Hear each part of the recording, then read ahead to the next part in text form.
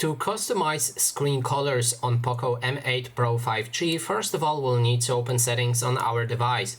Next step is to look for the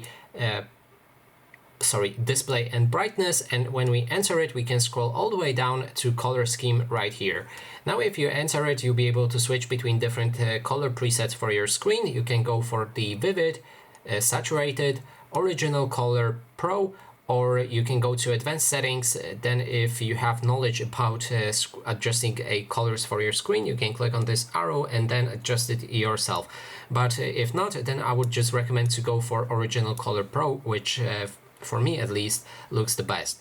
Then below you'll be able to find the color temperature, and you can tint your screen with certain color from this wheel. So you can adjust the color, and if you like pink, then you can apply this pinkish color to your screen.